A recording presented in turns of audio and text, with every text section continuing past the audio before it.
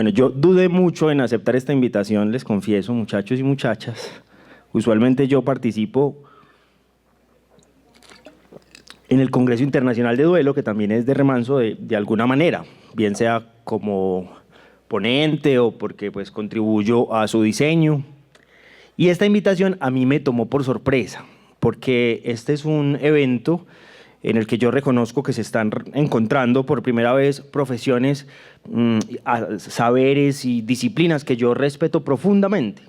En el tiempo que yo llevo en labor en el sector funerario, que básicamente es toda mi vida profesional, no he hecho otra cosa en la vida que trabajar en el sector funerario, yo nunca he ingresado, por ejemplo, a la sala de preservación, a la sala de embalsamamiento. No porque no me dé curiosidad, claro que me da, pero no he sentido que yo construya la dignidad suficiente o tenga la dignidad suficiente para exponerme a la presencia de un cadáver en quien yo reconozco pues toda una historia. Ese es el nivel de respeto que yo tengo por lo que ustedes hacen. ¿Por qué acepté? Que esa es la pregunta que me hice, pues si les comparto a ustedes. Acepté porque yo siento que yo tengo un mensaje que he escuchado durante años de las personas en duelo. Yo llevo años escuchando a personas en duelo y he escuchado lo que para esas personas en duelo significa la labor que ustedes hacen, lo que significa para ellos en su vida lo que ustedes hacen en una jornada de trabajo. Entonces eso me llevó a aceptar, a que no podía pues como eludir esa tarea de traer ese mensaje, y ese será mi objetivo el día de hoy. Espero cumplirlo en el tiempo además que tengo para ese fin. Dale play al video, porfa.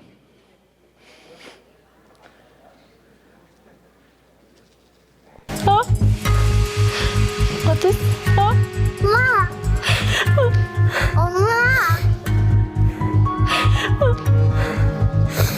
엄마 어디 있었어? 엄마 항상 엄마 내 생각했어? 맨날 아니 해. 엄마 많이 보고 싶었어. 엄마도 너 보고 싶었어.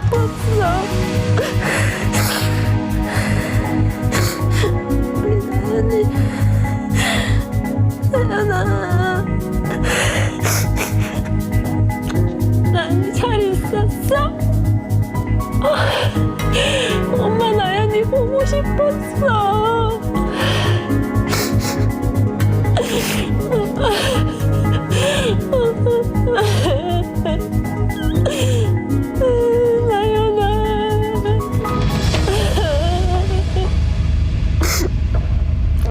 한 번만 만져보고 싶어.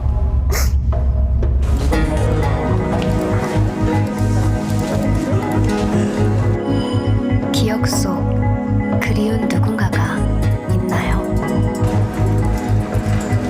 기술은 되게 차가운 거라고 생각하는데 그게 아니고 이 기술들이 사람을 위해서 사용이 됐을 때 정말 사람의 마음을 위로하고 그 마음을 따뜻하게 만들 수 있을까라는 취지에서 저희가 프로젝트 참여를 결정했었던 부분이고요.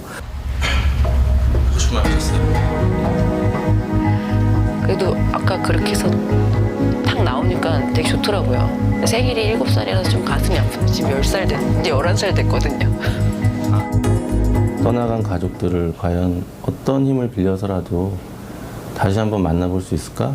그리고 만약 만나게 된다면은 그 만난 사람은 어떤 얘기를 할 수 있을까? 그 하고 싶었던 얘기들은 뭘까? 그게 가장 큰 모티브였던 것 같습니다.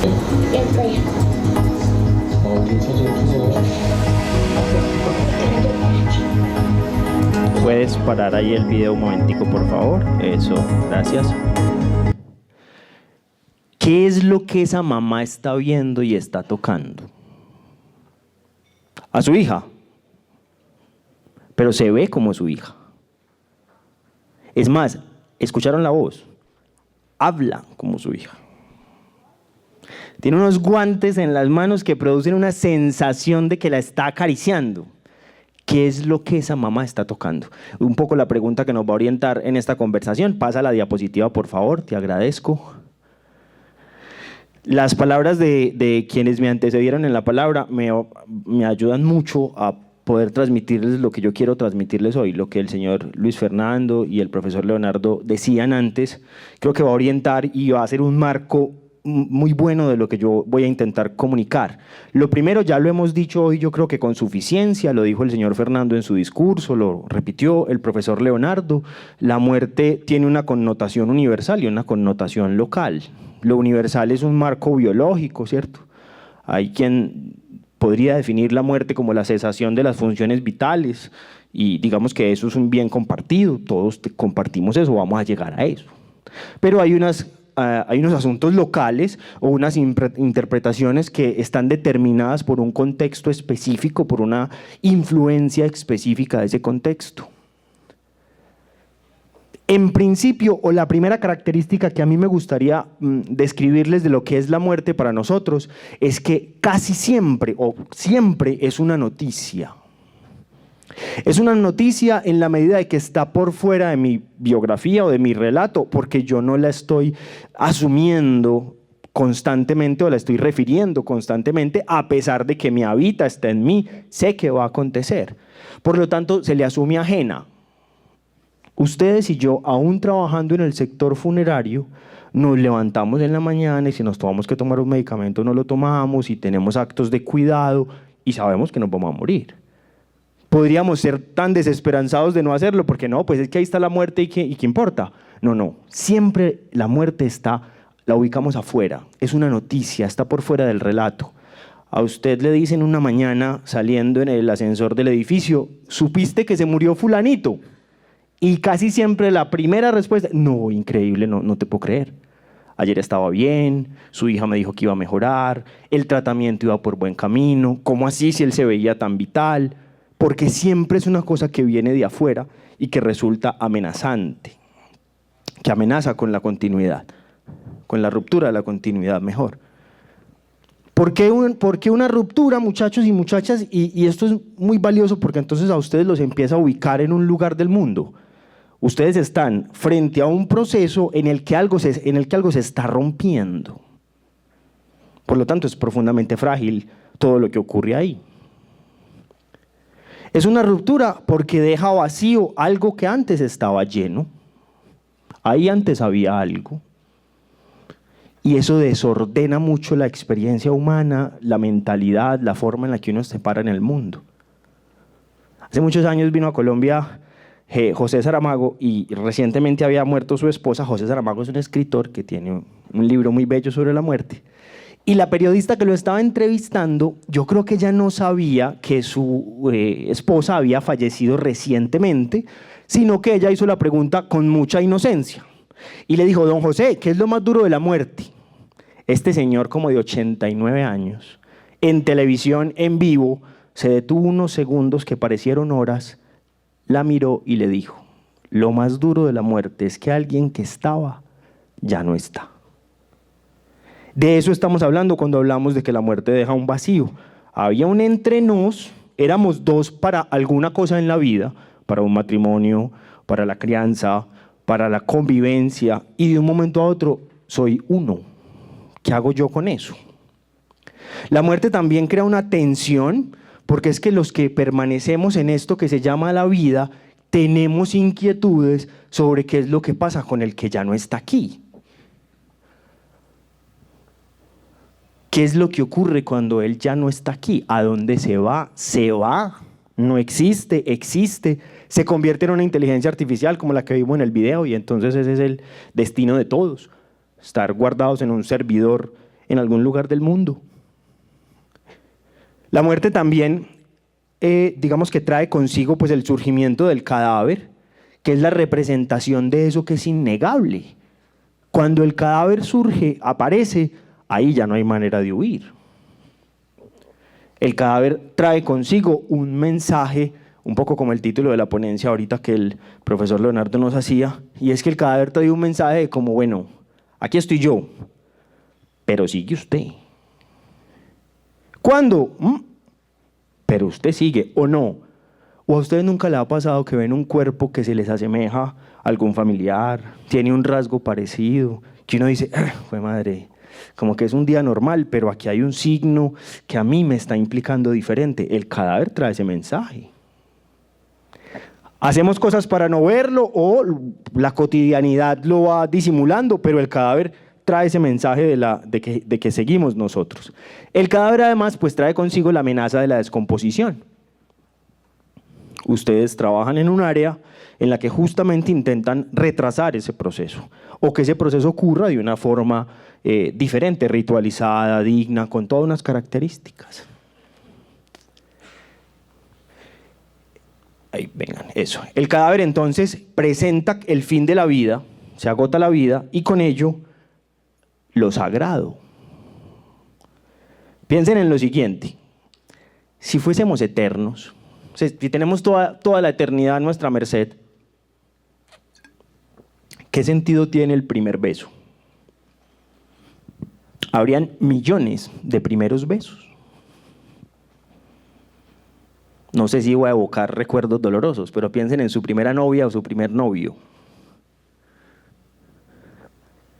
¿Qué sentido tiene recordar un primer novio o primera novia si somos eternos? Van a haber millones de primeros novios o primeras novias. Lo que le da sentido a la existencia es la finitud, que se agota, que este momento, esta conferencia hoy, sálgame bien o mal, no se va a volver a repetir. Y eso le da sentido a nuestra existencia, que es finita. Eso le da una cualidad de sagrado. Como mencionaban ahorita el profesor Leonardo, pues lo sagrado aquí no se refiere a la religiosidad, sino a la idea de trascendencia, de estar más allá, de ir más allá de lo que está en el día a día. Entonces, si existe lo sagrado, ¿qué es eso que la finitud, la muerte le presenta a uno? Es decir, vea, pila, hermano, dele el besito hoy a su señora con cariño, que usted no sabe si usted va a volver. Vea, pilas, despídase del papá, dele el abrazo, dele el beso, porque usted no sabe si lo va a volver a ver. Otrora, los manuales del buen morir, los cuidados paliativos actualmente, todas esas prácticas para que la muerte a uno lo sorprenda más o menos preparado. Si existe eso, lo sagrado, lo que evoca eso sagrado, pues también existe lo que no lo es tanto, lo que pertenece a la cotidianidad, lo que es del día a día, porque necesitamos eso, también necesitamos las rutinas, el día a día. A eso lo podemos llamar lo profano. Eso que es útil, que se rige por la economía, la lógica o la supervivencia, que yo lo hago porque necesito hacerlo para vivir, pero no está ahí, pues, no está envuelto ahí un acto ritual o profundo. No me imagino pues alguien que se eche la bendición para amarrarse los zapatos, ¿cierto? Pero, por ejemplo, si usted va a tomar una gran decisión, es probable que sí haga este gesto, ¿cierto? Hay esas dos, digamos, esas dos dimensiones que podemos reconocer. Entonces, eso que es sagrado, como bien lo decía ahorita el profesor, como eso que es sagrado interrumpe esa vida cotidiana. Eso llega e irrumpe. ¿Se acuerdan que decía que era como una noticia? Como que le llega a uno de la nada, ¡pam! Irrumpe y empieza a hacernos pensar sobre los lugares, las entidades, los objetos con los que uno se relaciona normalmente. Hace muchos años un señor en la conferencia que dictamos todos los sábados en Medellín me decía, vea doctor, cuando a mí me llamaron a decirme que mi hijo lo habían matado, yo sentí como si todos los botones de la camisa se me cayeran al mismo tiempo. Ahí ese señor está haciendo una referencia con algo cotidiano, elemental, como los botones de su camisa, a lo sagrado que refiere destituirse por completo, desmoronarse. Si ese señor tuviera más herramientas verbales, probablemente usaría otras, pero esa que usó nos deja ver cómo lo profano y lo sagrado son cosas que se están relacionando todo el tiempo. Claro, no hay que estar todo el tiempo en eso. La invitación tampoco es a todo convertirlo en solemnidad. No, tampoco. Muy difícil, pues. Tenemos que vivir también en lo profano o lo cotidiano. Entonces, ¿la muerte la podemos entender como una crisis? Sí, claro. Hay un entre nos, una cosa que es de ustedes y ese ser querido, una cosa que es de la familia y el cadáver que llega a la sala en donde ustedes trabajan, que eso es una cosa de ellos, que de un momento a otro se ve rota abruptamente, como les digo, abruptamente, porque siempre la muerte llega así usted esté preparado, así usted haya leído, así usted sea funerario, Por ahí está la canción del enterrador, ¿la han escuchado? Muy bella, ¿cierto? A nosotros también nos duele y también nos pasa. Entonces, eso que aparece la muerte como una crisis social significa básicamente que yo estoy perdiendo a alguien que me codefinía. O sea que cuando ustedes entran a la sala y está el cadáver ahí, pues no está solamente el cadáver, sino está lo que ese cadáver significa en 10, 20, 30 biografías, interacciones o relaciones. Las estadísticas internacionales de duelo sugieren que por cada fallecido se afectan entre 7 y 9 personas, es decir, se les causa un afecto. Y de esas 7 o 9, el 10% son susceptibles de desarrollar un trastorno de duelo. Es decir, requerir apoyo profesional. Eso significa que el cadáver entra como en grupo, muchachos. Ustedes lo ven ahí, pero él no está solo. Está entrando todo lo que él significa. Ustedes también están interviniendo en una cosa que han llamado como el después de la muerte. Vea, por más cientificista que usted sea, por más ateo que usted sea, por más ajeno a la espiritualidad que usted sea, como usted quiera vivir en la vida, ¿alguna vez usted se habrá hecho la pregunta de qué hay después de esto? Y si la respuesta es no hay nada, porque somos esto que está aquí ya, pues por lo menos entonces usted se va a preguntar por cómo lo van a recordar, mínimamente. No, para nosotros no sería admisible la idea de que la muerte llega, se lleva el cuerpo o el cuerpo entra en un proceso crítico de descomposición y que con eso ya el otro desaparece de la existencia. Eso sería inadmisible, eso sería intolerable. Uno no podría vivir con esa idea. Entonces nosotros intervenimos justamente en eso, porque muchas veces el aspecto que ustedes le otorgan al cadáver es el aspecto afectivo que la familia asume. ¿Han escuchado eso de quedó como dormidita, se ve tranquila? Todos sabemos que no siempre cuando llegan a la sala llegan así. Ahí hay todo un trabajo, todo un esfuerzo de alguien que intenta intervenir en ese después de la vida para que esa familia haga admisible la muerte. Porque si le presentas el cadáver en su estado puro, digamos sin intervención, ese afterlife o ese después de la vida puede ser asumido con mucho terror. ¿Cómo así? Así quedó mi ser querido. Esa expresión probablemente significa dolor, angustia. Entonces así va a vivir por siempre. ¿Será así de ahora en adelante? Intolerable. Es uno incapaz de hacer eso. Por eso la labor de ustedes a mí me parece tan valiosa en ese sentido. Pero la muerte también es una crisis biológica.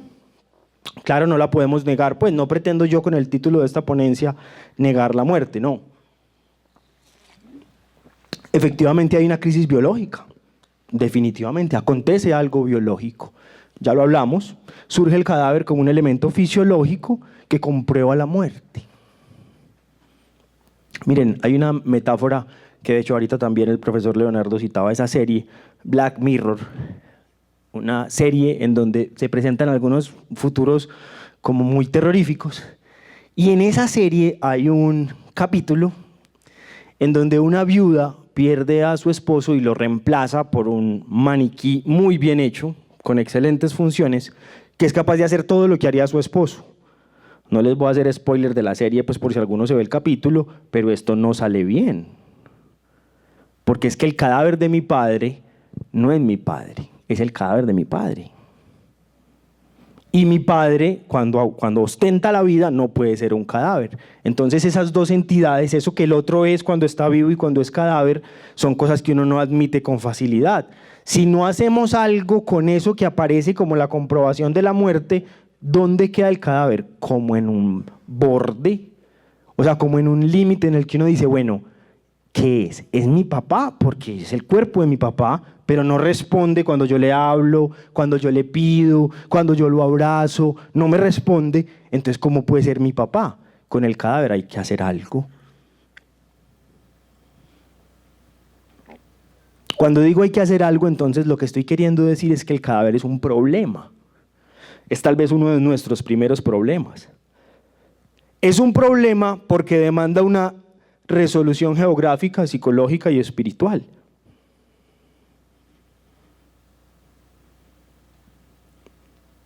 Si no estuvieran ustedes, probablemente haríamos otras cosas, pero algo haríamos. El cadáver presenta un problema, es un gran interrogante.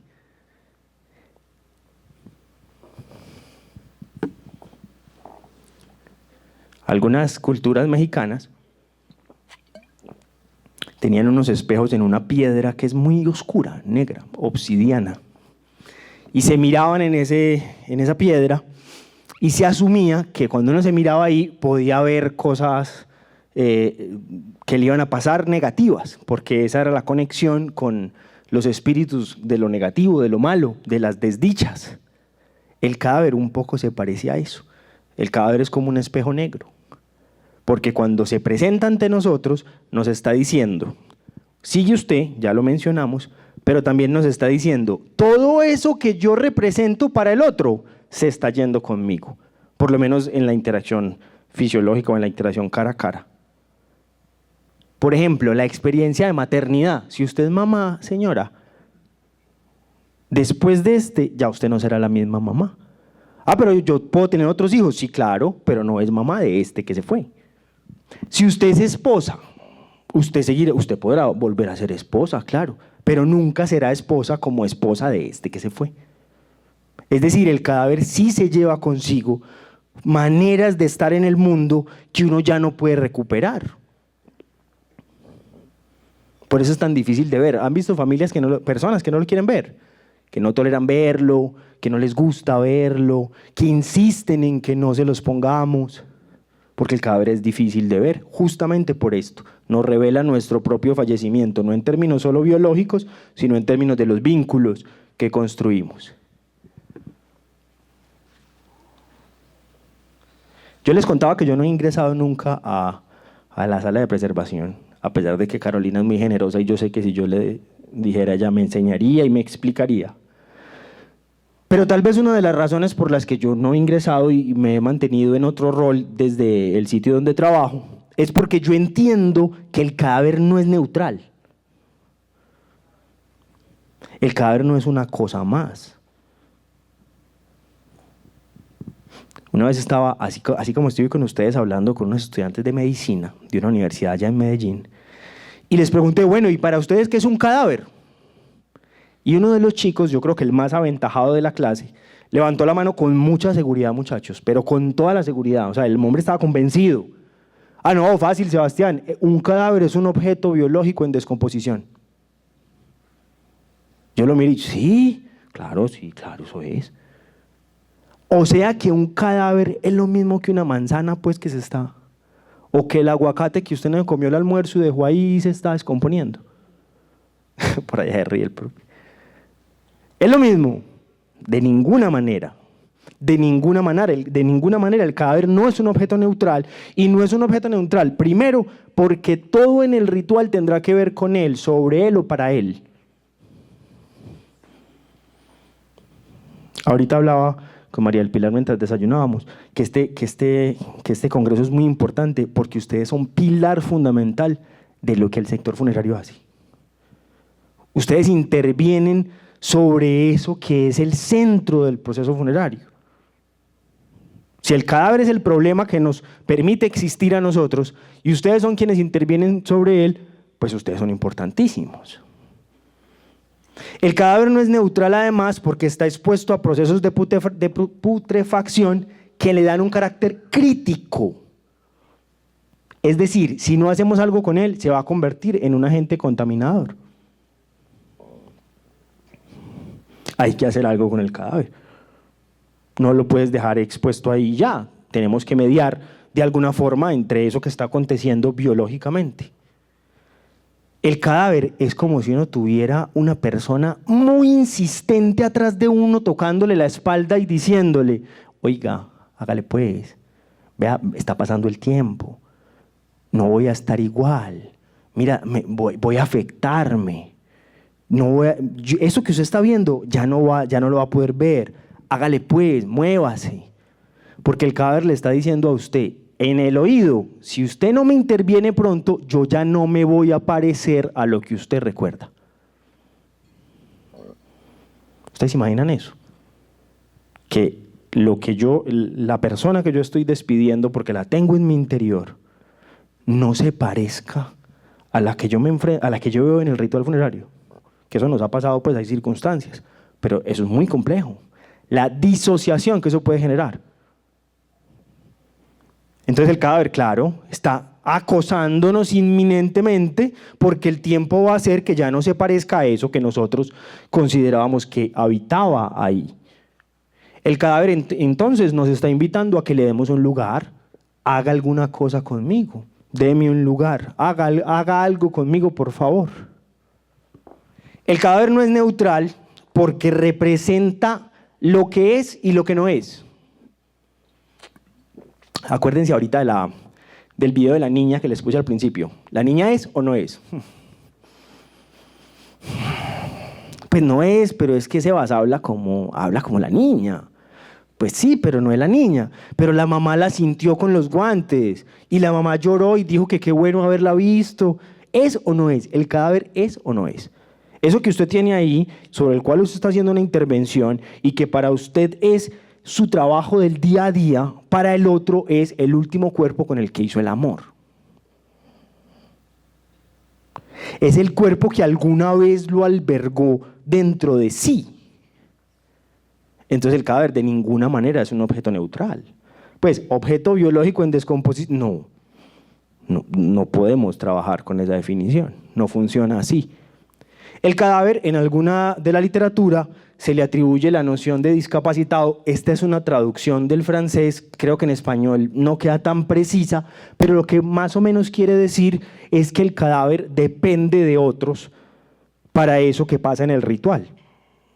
No le acontece en sí mismo, no le pasa solito, sino que depende de toda la intervención que pasa alrededor. Por eso consideramos el cadáver, en este marco de ideas que estamos hablando, como un discapacitado, porque ha perdido la capacidad de determinarse a sí mismo dentro del ritual. ¿Quién entiende el lenguaje de ese cadáver? ¿Quién hace la interpretación de lo que ese cadáver dice? ¿Ustedes? No, me miran como si no lo hicieran. Ustedes lo hacen.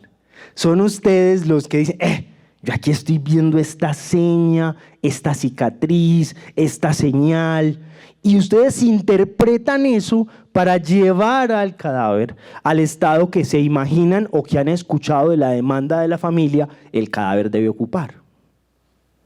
Les pongo un ejemplo. Hace un tiempo, yo llegué a una sala de velación. Por aquí está una de las implicadas. Y yo voy entrando y se me acerca rápidamente y me dice, Sebas, ve, no sé lo que pasó, pues lo que pasa es que hicimos lo mejor. Y yo, no entiendo, espéreme, yo entiendo. Sí, lo que pasa es que nosotros maquillamos a la abuela de la persona y la maquillamos y quedó muy bien, quedó sonriendo, quedó feliz, quedó tranquila, se veía como tranquila, como alegre, como plácida. Pero cuando la pusimos en la sala de velación, la familia se miraba y susurraba y hablaban aquí. Y hasta que al final dijeron que era que la abuelita no era así. Y yo, entonces no era así, ¿cómo? No, la abuelita era brava, mala clase y desarregladita, que estaba muy arreglada. Pues ¿por qué ríen? Ustedes se ríen porque seguro les ha pasado. Es decir, uno asume una idea del otro, el cadáver no tiene la capacidad de decir cosas, pero uno a veces la asume y cuando uno lo interviene resulta que no es. Pero miren que esta persona tuvo la sensibilidad de escuchar a la familia. ¿Saben en qué consistió esa reparación? En desarreglarla un poquito, en que el gesto quedara un poco huraño. Se los juro, así corregimos ese error. ¿Sí o no? Entonces miren que el cadáver no tiene la capacidad de decirnos todo, pero de que nos dice, la manera en que está el bigote, no, la manera en que está motilado, las señales particulares que tiene el cuerpo, dónde tiene callitos. Todo eso es un lenguaje que ustedes con el paso del tiempo van aprendiendo a descubrir. La huella del esmalte, ustedes el peinado. ¿Qué más miran? ¿Qué más? ¿A qué más le prestan atención? Los ojos. Entonces miren que ustedes sin saber han ido construyendo una hermenéutica, es decir, una comprensión de un lenguaje que el cadáver les presenta. Y ustedes interpretan ese lenguaje y se lo llevan a la familia para que la familia pueda iniciar su proceso de duelo. Su tarea es importantísima, muchachos, importantísima. El cadáver entonces no es neutral porque antes del ritual, pilas pues que aquí la cosa se empieza a enredar, antes del ritual el cadáver no está vivo, pero tampoco está muerto. Estamos hablando, pues finalmente yo soy psicólogo, estamos hablando psíquicamente, ¿sí o qué? No está vivo, pero tampoco está muerto, porque ¿cuál es el lugar? Si está aquí en la casa con los vivos. No está todavía, no está en el ritual, no está en el cementerio, no está en la disposición final. ¿Está vivo o está muerto? Pues yo sé, Sebas, que no responde, que no reacciona, pero está aquí. Y entonces ahí es cuando ustedes ven las familias insistentemente diciéndole, levántate, ¿por qué me haces esto? ¿Qué hubo pues? Usted me dijo que no se iba a morir todavía, ¿cómo me deja sola con estos muchachitos? ¿Lo han visto o no? Ese estado en que la familia aún no comprende cuál es la geografía, cuál es el lugar del cadáver. Eso pasa y es fácilmente evidenciable. No tiene lugar, entonces por lo tanto es muy ambivalente porque está aquí y allá y eso genera mucha angustia. Eso genera mucha angustia. Esa angustia se ve representada en los servicios funerarios cuando hacemos los traslados, cuando tenemos que ir a recoger. ¿Han visto cómo están las personas? Están angustiadas, están irritables, están sensibles. Algunas están desesperadas porque lleguemos pronto y saquemos el cadáver de ahí porque no entienden qué tiene que hacer un cadáver en un lugar donde antes estaba un vivo.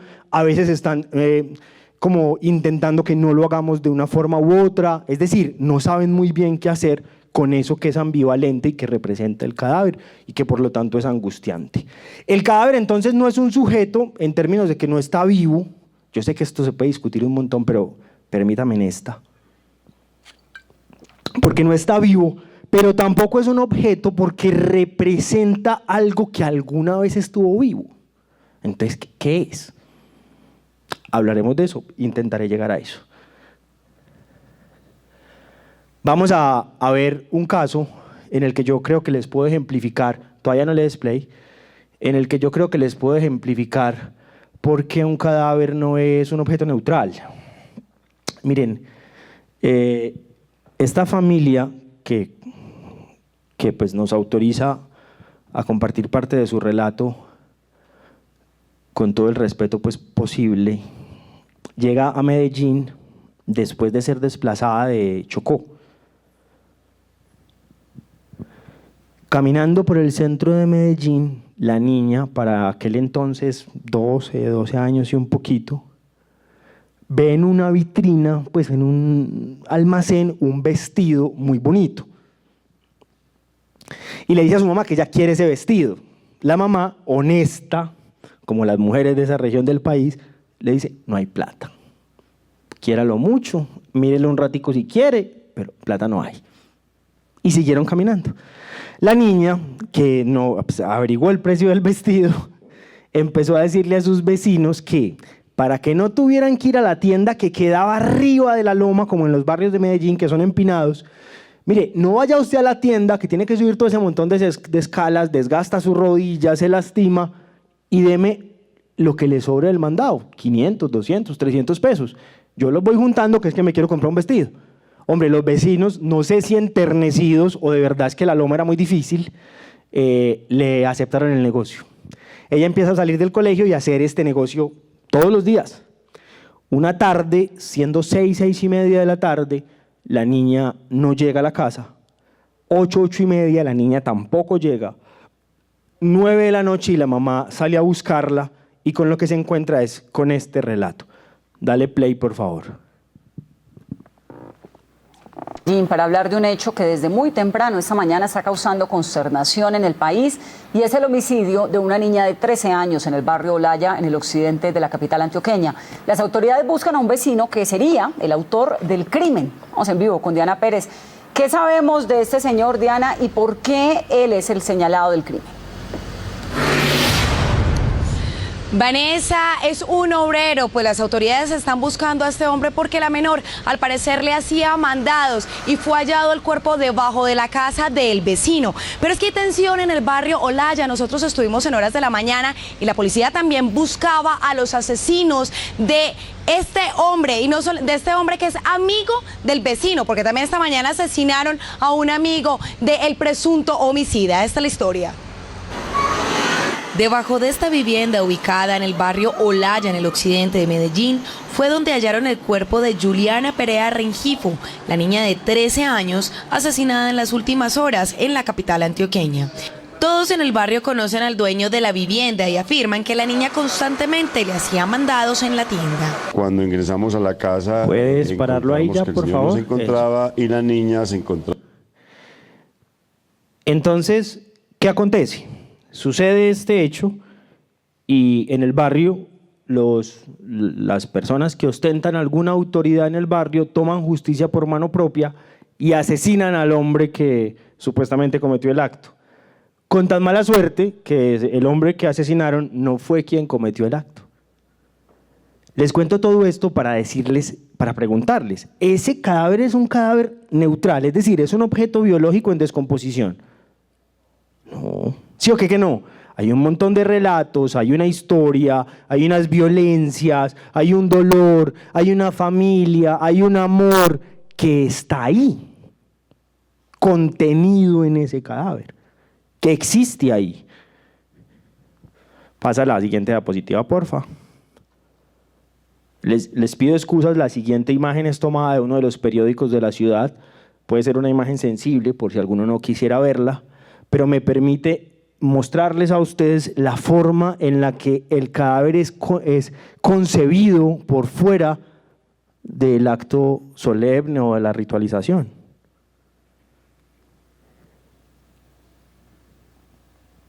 Esta no es la forma en que nosotros concebimos un cadáver. Estas no son las maneras. La foto está en un periódico de la ciudad. No sé si todavía no debería estar. ¿Por qué les muestro esa imagen? Porque vamos a contrastarla con otra que veremos ahorita. ¿Qué tenemos que hacer nosotros entonces cuando intervenimos? Ordenar el caos. Pilas pues, acuérdense. Vamos en que la muerte es un asunto que tiene asuntos universales, pero también contextuales específicos. Luego hablamos de que la muerte tiene la condición de presentar la finitud, lo que se acaba, lo que se agota, y que eso que se acaba y se agota justamente le da a la vida un sentido o le da a la vida la razón de ser, y que eso lo llamamos lo sagrado, pero que también existe un asunto que es cotidiano, que se orienta por la economía, que es inmediato, que es lo que llamamos lo profano. Luego hablamos de que la muerte son crisis sociales, biológicas, psicológicas, y por lo tanto instauran el caos. Acuérdense del señor que le caían los botones. Eso le pasa a uno cuando llega la muerte. La vida a usted se le desarma. Entonces aparece el caos. Si la muerte nos devasta, nos desordena, el rito y el ritual se presentan como las formas de resolver. No nos podemos quedar desarmados. No es posible vivir siempre en estado de catástrofe. Algo tenemos que hacer con eso que nos está ocurriendo. Y ahí es que aparecen el rito y el ritual. ¿Para qué? Para resolver la pregunta de lo geográfico, por ejemplo. ¿Cuál es el dónde del cadáver? ¿Cuál es el lugar del cadáver? La pregunta psicológica, ¿qué queda entre usted y yo? O sea, usted que ya está ahí en esa forma, y usted que es el tanatopractor y tiene ahí el tanatopráctico, me enseñaron, ¿cierto, Caro? Tanatopractor. Ah, bueno. O embalsamador. El tanatopractor o embalsamador tiene ahí al frente la representación de lo que alguien está perdiendo y que no sabe qué hacer con él o con ella. Es decir, hay una familia preguntándose entre él y yo que ya no está, ¿qué voy a hacer con él? ¿Qué va a hacer con mi vida? Y ustedes influyen en esa respuesta. La labor que ustedes hacen influye profundamente en esa manera como la persona se responde a esa pregunta. Pero también el ritual nos permite resolver lo espiritual, que no es únicamente lo religioso, es la trascendencia. Es decir, ¿dónde va a estar a partir de ahora? Y como esa trascendencia no la vemos, no tenemos acceso a ella, atribuimos a la última imagen que tenemos del cuerpo los afectos, las emociones con las que él se va a ir para allá. O sea, lo que ustedes hacen para que esa persona tenga una presencia, una forma ante la mirada del otro, es lo que influye en que el otro se imagine cómo se está yendo él para allá, para ese después, que no sabemos cuál es. Por lo tanto, una intervención inadecuada, imprecisa, con carencias técnicas, no influye solo en el ritual funerario únicamente como acto social, no, influye en la biografía y el relato de un ser humano. Y eso que usted haga a esa persona no se le va a olvidar. Si usted lo hace bien, no se le va a olvidar porque usted lo hizo bien. Pero si usted lo hace mal, tampoco se le va a olvidar. En la labor que ustedes realizan, no hay muchas segundas oportunidades. O logramos el efecto que el ritual trae o no lo logramos, no hay puntos medios. Por eso el trabajo funerario tiene alta exigencia psicológica. Esto es otro ejemplo. En una autopista al norte de la ciudad, 2 jóvenes se accidentaron. Acuérdense que la muerte siempre llega como una noticia, una cosa que es extraña a nosotros, que está por fuera del relato. Esto no me dice nada de esas personas. O sea, si yo trabajo como embalsamador con esa idea, 2 personas se chocaron en una moto y se accidentaron, ¿qué riqueza le estoy dando a mi intervención? ¿Cuál es la profundidad que le estoy dando a lo que yo hago? ¿Cómo voy a entender el lenguaje de ese cuerpo si yo solo los estoy entendiendo como 2 personas que se accidentaron en un vehículo? Si nos quedamos en lo noticioso o en el relato que es solamente exterior, que no nos implica, que no tiene que ver con nosotros y que no reconoce las características de la persona, nuestra intervención será una intervención técnica, que está bien, porque tenemos que ser profundamente hábiles en lo técnico, pero solo eso. Solo eso. Un poco el discurso del señor Fernando lo decía, hay una mezcla entre ambas cosas. Hay que tener altas cualidades técnicas, pero también hay que tener una sensibilidad, porque esto es un servicio. Esa noticia no nos cuenta, por ejemplo, que él disfrutaba muchísimo del baile, que era vanidoso porque era un bailarín. Entonces, cuando él se presentaba en sociedad, bien sea bailando o en su trabajo, estaba bien peinado, estaba bello, bonito, bien vestido. Esa noticia no nos dice eso. Esa noticia no nos cuenta que de toda la familia, él fue el único que pasó por una escuela formal, es decir, logró hacer una educación formal y se graduó como técnico profesional en guarda de seguridad. Él era un guarda de seguridad con su diploma. En su familia todos eran vendedores ambulantes, él era el único que sabía usar cajero automático. Para todos ellos él era un orgullo. ¿La noticia me describe eso? No me lo describe. Si yo me quedara solo con el reporte noticioso o si yo inhibiera o no me permitiera la sensibilidad de saber quién es el otro, mi intervención se quedaría solo en eso. La noticia no nos cuenta eso. La noticia no nos cuenta que ella tenía un hijo, que lo tuvo a muy temprana edad. No nos cuenta que ella tenía muy buen gusto para el fútbol, por ejemplo. Ah, ya se rieron, pues, ya se rieron. No nos cuenta que ella tuvo ese hijo a los 16 años y que como sentía un poquito vergüenza de su cuerpo, hacía ejercicio, cuidaba su cuerpo. Sebas, entonces yo cuando estoy en la sala de preservación, yo que me estoy formando como embalsamador, que estoy en el congreso de tanatoestética, entonces yo tengo que hacer eso con todo el mundo. No, esto no es posible siempre. Acuérdense que entre lo profano y lo sagrado uno va moviéndose. Pero si usted ve un signo, una señal, si la familia le da una expresión, escúchela, que eso enriquecerá su intervención. Recuerden que yo estoy aquí de parte de los usuarios, de los que han estado en duelo y han vivenciado un ritual. Miren cómo cambia una intervención desde acá a una intervención desde acá, reconociendo que el otro está lleno de historias y de relatos. Cambia un montón, cambia muchísimo. Reconocer esto, cuando ustedes intervengan sobre el cuerpo, el cadáver, permite que la persona construya memoria, porque sin su intervención, lo ominoso, lo horrendo, lo horrible de la muerte no permitiría construir memoria. Estas personas, obvio, ustedes lo saben más que yo, tuvieron un accidente de tránsito, esos cadáveres tenían problemas, pues había que hacer intervenciones, que ustedes saben mejor que yo cuáles. No estaban en un estado pues en que la familia, si los ve, hubiera estado agradecida. No. La labor que se hizo con ellos permitió que llegaran a la sala de velación en un estado en que la familia los pudieran ver, se pudieran contactar con ellos a través de los sentidos.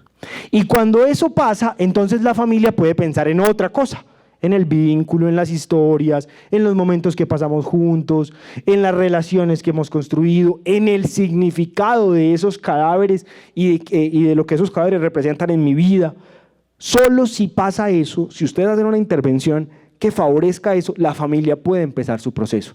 Si ustedes no lo hacen, es muy difícil moverse de ahí porque lo horroroso de la muerte se llevará toda la atención. Entonces, como estas personas que hicieron este proceso con ellos hicieron un muy buen trabajo, yo pude conversar con el papá de ese hombre. Preguntarle eso que les estoy contando a ustedes hoy. Y él me pudo decir, llorando muy conmovido, vea, Sebastián, yo tengo un dolor. Yo tengo un dolor muy grande. Mi hijo sintió vergüenza de mí. Yo nunca me dediqué a nada más que no fuera cuidar carros, hermano. Yo me pongo un trapito, me siento en una esquina, carro que pasa, yo le ofrezco el cuidado, me dan 2.000 pesos, ya. A eso me dedico yo. Mientras que mi hijo logró trabajar y era importante. Entonces mi hijo sentía vergüenza de mí. Esa conversación no hubiera sido posible sin la intervención tanatoestética y tanatopráctica. No hubiera sido posible. Entonces, buscando toda la información para preparar la acción ritual que íbamos a hacer con él, encontramos que su hijo en redes sociales había posteado esto.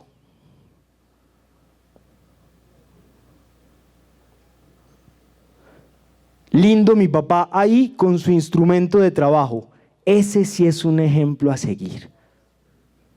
¿Se acuerdan cuando decíamos que el cadáver es un discapacitado en la medida que no puede ejercer por sí mismo las voluntades, que está sometido a lo que nosotros hagamos? Yo nunca me he vuelto a encontrar con ese señor y siempre digo lo mismo, yo quisiera volverlo a ver y preguntarle si esto le sirvió. Pero yo creo que sí. Yo creo que todo el sector, pues todo el equipo funerario que hizo que pasáramos de esto, la noticia, el relato, el suceso, el buenos días señor, hablo con el papá de, que pasáramos de esto a que ese señor viera en una sala de velación proyectada en pantalla grande esta imagen, eso interviene en un proceso de duelo, pues favorece un proceso de duelo. Y como lo que nosotros hacemos es un sistema, muchachos, lo que ustedes hagan impacta en la persona que hace el traslado, lo que el del traslado haga impacta a la sala de velación, lo que la sala de velación haga, porque estamos todos conectados. El usuario no nos particulariza, no nos divide, sino que el usuario dice, esa funeraria. El usuario no va a decir, no, es que el proceso de tanatopraxia creo que fue equivocado. No. Dice, esos hijuemadres de esa funeraria. O dicen, qué buen servicio me prestó esa funeraria. Entonces, como no nos divide, lo que hacen ustedes afecta a lo que pasa en el resto del servicio en el que ustedes probablemente no están presentes o están dormidos. Estamos conectados, somos un sistema. Entonces miren cómo esto, por ejemplo, es determinado por la intervención que se haga sobre el cadáver. Vamos a hablar entonces de que hay como un marco, ¿cierto? Hay unas ideas conjuntas sobre la muerte, que podría ser lo que llamamos el contexto sociocultural de la muerte, la forma en la que entienden la muerte. Incluso aquí en Colombia es distinta. Si vamos al Pacífico, vamos a encontrar unas referencias a la muerte y la finitud muy distintas a las que encontráramos en el área andina. Son muy distintas. Entonces hay unos marcos generales. Dentro de esos marcos generales hay una cosa que podríamos llamar los ritos, ¿cierto? Un conjunto de reglas que se establecen para actuar cuando aparece lo sagrado. Lo sagrado, en este caso, la muerte. Aparece la muerte, ya sabemos qué hacer. Venga, esto es lo que se hace. Ahorita el profesor Leonardo nos lo decía al final de su conversación. ¿Qué pasa si no tuviéramos eso? Si no supiéramos qué hacer. Estaríamos desprovistos, vacíos, desnudos ante eso que es tan difícil de vivir. Los ritos nos permiten organizar con una serie de reglas. Y dentro de esas reglas hay unas formas prácticas, unas actividades, unos comportamientos, unas cosas que hacemos para separar eso que en principio puede ser cotidiano y volverlo sagrado. Vea, en muchas partes se interviene sobre cadáveres, en muchas partes, pero no en todas partes se interviene de manera sagrada, en muchas partes. Ahorita el profesor nos mostraba una carnicería, por ejemplo, ella está haciendo un trabajo sobre un cadáver, pero eso tiene la connotación de sagrado. No le atribuimos la connotación. Un ritual funerario sí tiene esa connotación, porque dispara, hace como una pausa entre eso que es normal, cotidiano, que se ve día a día, por normal me refiero a que se repite, se ve día a día, y este momento que es único, que está siendo diferente, y que yo tengo que hacer algo para poder vivirlo. Es como si el rito, hagan de cuenta, como si el rito fuera una habitación, esta habitación, aquí donde estamos nosotros. Hay un escenario que nos permite enfrentar la crisis, digamos que este escenario, aquí se posiciona la crisis, y entre todos, hagamos esto, hagamos aquello otro. Este rito, este escenario, permite que todos nos entendamos, que estemos hablando lo mismo, ¿cierto? Que todos digamos, se murió, entonces hay que hacer esto, hay que llevarlo al cementerio, hay que llamar a la funeraria, por muerte vamos a entender esto y esto, es decir, que haya un lenguaje común, que nos entendamos. Esta habitación existe, esta habitación que es la idea sobre la muerte existe porque nos estamos preguntando ¿por qué es la muerte? El rito es esta gran habitación. El rito nos hace solemnes. Uno va en el cementerio, está fuera del cementerio y va conversando y habla de una manera, en un tono. Cruza la puerta del cementerio y cambia el tono, cambia la forma, porque uno reconoce que está ante algo que tiene una dignidad. Usted va, antes de entrar a la sala de velación, usted puede ir riéndose, haciendo chistes, entra a la sala de velación y por un momento se ocupa de ver en qué tono está el asunto. Ese es el rito, la habitación a la que uno entra cuando esto está aconteciendo. El ritual son las puertas. El ritual es la puerta que le permite a uno hacer algo con eso que está ocurriendo. Una conducta, un comportamiento. El embalsamamiento, el traslado, las acciones que se hacen durante la velación. Ese es el rito. Son estratégicas, se hacen para algo. Si usted le pregunta, por ejemplo, a la comunidad afro del Chocó, ¿para qué hacen el lumbalú? Le van a decir que porque el lumbalú empuja el alma del ser querido hacia el cielo, lo ayuda a subir. En mis tiempos de niñez, yo soy de un pueblo, allá en Antioquia, uno pasaba por una casa y escuchaba a las señoras del barrio diciendo, dale Señor el descanso eterno y brille para él la luz perpetua. ¿A ustedes les tocó? Claro. ¿Qué están diciendo ahí? Que vaya donde tiene que ir, que vaya con bien, que vaya como haciendo el recorrido que debe hacer, que no se quede, que siga. Eso es lo que hacemos en el novenario, impulsar la trascendencia. El ritual crea lo sagrado. Cuando aparece el ritual, entonces hay connotaciones de sagrado. Lo que está ocurriendo aquí ya no es una cosa cualquiera, tiene una dignidad. Por eso nosotros usamos ciertos uniformes cuando estamos interviniendo, por eso nosotros usamos ciertos tonos, por eso se nos entrena en comunicación, porque en lo que nosotros intervenimos no es un espacio cualquiera, es un espacio que tiene una condición de sagrado. El ritual diferencia este acto de otros. Todos sabemos que ese ritual es diferente. El ritual es diferente, tiene una connotación de diferente a cualquier otro acto, que pueden incluso ser lo mismo. Yo puedo leer hoy aquí un discurso funerario sin que haya un ritual y diremos, ay, tan lindo ese discurso, quién sabe para qué lo escribieron, muy bonito, pero no es lo mismo que yo lo esté leyendo en las exequias. Obtiene una dimensión y un peso diferente, tiene una fuerza diferente. El ritual es preciso, detallado, se repite. Cuando nosotros hacemos una intervención como la que ustedes hacen sobre el cadáver, nos debemos orientar por dos criterios fundamentales, muchachos. Pilas. El técnico, claro, el técnico, no lo podemos descartar, que podríamos llamarlo cognitivo o de memoria o práctica, como ustedes quieran llamarlo. Hay un criterio técnico que no pueden descartar. Pero también tenemos que guiarnos por un criterio humano, estético, por decirlo de alguna forma. Y es que eso que ustedes hacen debe coincidir con la expectativa que la familia tiene de la identidad del otro. Porque si ustedes hacen una cosa muy técnica, muy bonita, pero no coincide con la expectativa de la familia, ¿qué estamos haciendo? ¿Estamos trabajando para quién? ¿Para la familia o para nosotros? Para sentirnos muy orgullosos. Ah, me quedó muy lindo. Yo compré esos materiales allá en el Congreso y me quedó muy lindo. Sí, pero ¿lindo para quién? Ese segundo criterio no lo podemos perder de vista. Un poco es esto. Ustedes y yo intervenimos en la labor funeraria en un contexto sociocultural con unas características socioculturales.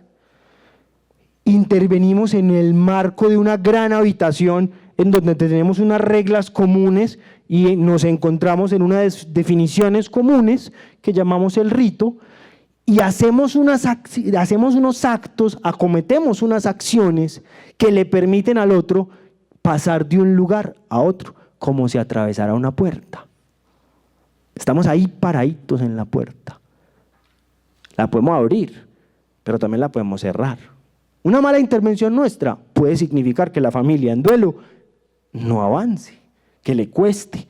Usualmente ustedes eso no lo ven, porque pocas veces el usuario se acerca a decir eso, porque o no lo identifica o ya ha pasado el tiempo y no lo dice. Pero una mala intervención en el área de trabajo de ustedes puede estancar a una familia, puede impedir que una familia deje de ver el cadáver como un elemento horroroso y lo vea como algo que a destacar, a recordar. Es muy importante esa labor que ustedes hacen ahí a través de esas acciones que luego se convertirán en el ritual de tal manera que se contienen las unas a las otras. Están ahí contenidas.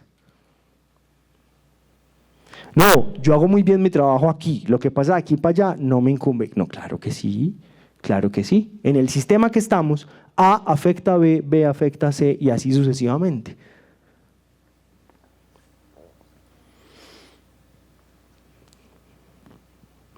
Si ya hablamos de que el ritual entonces es como si fueran unas puertas que la familia atraviesa y que el cadáver atraviesa a través de lo que ustedes hacen sobre él,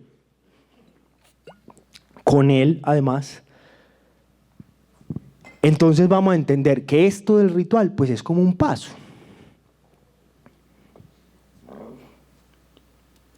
Porque tiene la cualidad de llevar al individuo de un estado a otro.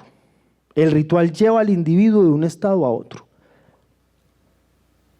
Al cadáver donde debe y al vivo donde necesita, que es una frase que solemos decir mucho en el sector funerario, la frase de Thomas Lynch. Sin ese ritual, ni el uno ni el otro podrán ocupar el lugar que les corresponde. Estarán perdidos, desorientados. El ritual además es un paso porque nos permite que el cadáver haga un tránsito de un primer estado a un último estado que espero describirles a continuación con claridad. Pero hay unos movimientos, o sea, ahí tiene que moverse el cadáver. No se va a quedar estático, se mueve con la ayuda de lo que ocurre en la sala de embalsamamiento. Sin eso sería muy difícil, muy difícil. Porque entonces lo que aparecería sería el horror. ¿Se puede? Claro que se puede, sí, se puede. Seguro habrán lugares en donde no se hace. Pero en este momento aquí, que estamos hablando del efecto que tiene cuando se hace, pues podemos decir que su intervención es muy importante. El primero de esos estados, aquí estamos hablando entonces, permítanme, estamos hablando de un movimiento, de una secuencia. El primero de esos movimientos es lo que podríamos nombrar como la separación. El individuo se desprende, se aleja de lo que lo une al grupo, en este caso pues lo une la vida. Cambia de estado y ya no pertenece. Ya no está ahí. Eso que éramos ya no somos, por lo menos no de la forma en la que lo éramos antes. Se separa. Y eso es muy angustiante para las familias. Cuando se separa, empieza a entrar en un estado, muchachos y muchachas, que podríamos llamarlo al margen. En ese margen conserva algunos de los atributos de la fase anterior, de cuando estaba separándose, como por ejemplo los rasgos físicos, perdónenme, como los rasgos físicos. Todavía los conserva. El cadáver ahí todavía tiene la manera de la cara, su identidad. Si yo lo observo, sigue siendo el mismo. No es un sujeto ni un objeto. Es una cosa que Hannah Arendt llamaba un abyecto. Es decir, algo repulsivo y no deseable. Y es repulsivo y no deseable porque está entre. No es ni lo uno ni lo otro. Y eso es muy incómodo. Yo no sé si a usted le ha pasado que alguien sea así en la vida cotidiana. ¿Querés? No sé, de pronto pues sí o no.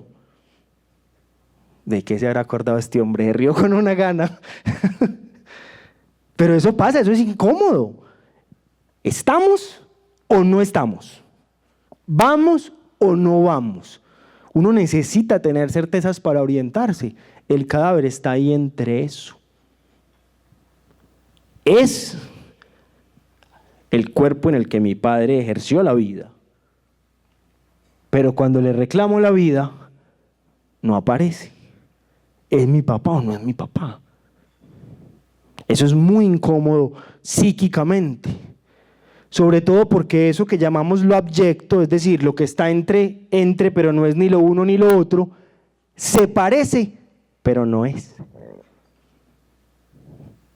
No es porque no responde a mi llamado. Y mi mamá siempre respondía a mi llamado. No es porque no contesta. Entonces miren ustedes dónde están ubicados, muchachos. Pilas pues. Ustedes están parados frente al cadáver al que el entorno, la familia, le está demandando ubicarse en un lugar en el mundo. Y para ubicarse en ese lugar en el mundo, tiene que tener unas cualidades, tiene que verse de una forma, tiene que tener una apariencia que sea coherente con lo que la familia espera. Y el cadáver no lo puede hacer por sí mismo. Lo hacen ustedes. ¿Se dan cuenta? O sea, es tamaña labor. Es una responsabilidad muy grande, muy grande. Por último, el cadáver entonces, a través de la intervención funeraria, adquiere otra vez la condición de estabilidad. Puedo yo admitirlo en mi historia y en mi biografía. Es decir, puede convertirse en un recuerdo, en un relato. Puedo contar sobre él, hablar sobre él. En este primer estado es muy difícil porque es que no se parece, es otra cosa, le falta la vida, no se mueve, no reacciona. En este segundo estado no es lo que yo espero. En este tercer estado empieza a aparecer un cadáver. Y cuando ya aparece un cadáver que pasa por el ritual, yo lo puedo admitir en mi vida, lo puedo recordar, puedo pensar en él de otra forma, puedo admitirlo en mi relato, porque ya ha pasado un proceso ritual, entre él la intervención funeraria, que permite que eso ocurra. Lo puedo agregar a mi vida. Adquiere un lugar, Un lugar al que además el doliente puede acceder cuando quiera, a través del recuerdo, la memoria. Entonces eso da una sensación de conexión y permanencia, que alivia muchísimo al doliente. Pero eso no sería posible sin la intervención funeraria, pues sin la intervención ritual.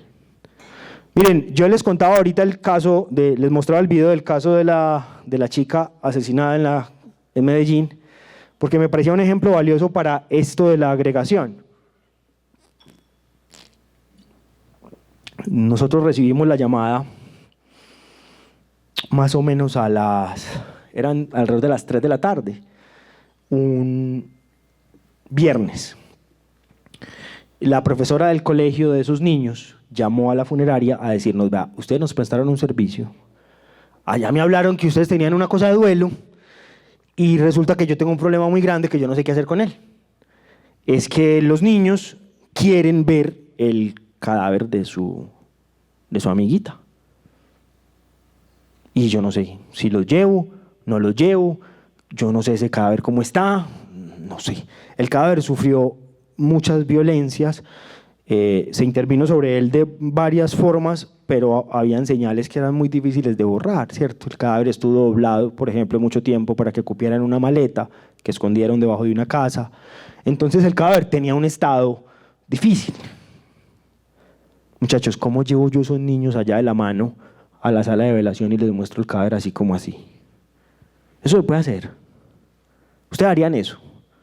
¿Cierto que no? Así como así no. Pero ¿cómo les digo que no van a ver a su amiguita? Si estuvieran con ella durante 4 o 5 años, la adoraban, era miembro de la comunidad, la querían. A mí en la universidad nunca pues hubo una materia de qué hacer si le preguntan si lleva a un niño a un velorio. No, eso no lo enseñan en la universidad. Entonces lo que hicimos fue intentar que estos niños pudieran agregar ese suceso a su vida, agregarlo a través de una intervención. Los niños, yo llego al colegio como a las 10 de la mañana, la intervención se divide en 2 momentos. En la mitad, los niños salen al descanso y no son bobitos, se van para la sala de internet a googlear el nombre de su amiguita, a ver qué había pasado, porque este psicólogo está como muy raro, no nos dice todo de una vez, algo pasó, y se encuentran con esto. Este es el relato que se puede instalar si no hacemos una intervención funeraria, una intervención ritual, pues exitosa de alguna forma. Y no es porque vayamos a negar este relato, esto pasó, es porque lo vamos a enriquecer. Pues sí pasó, pero ella no es solo el suceso de su muerte, o ella no es únicamente su muerte. En ese cuerpo no puede habitar solamente la noticia, tiene que haber otros relatos.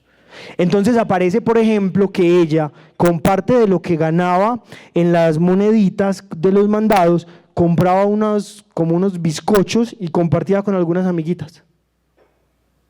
Aparece, por ejemplo, que por su cabello, muy parecido al mío, así pelo apretadito, los compañeros le hacían bullying, le decían pelo malo.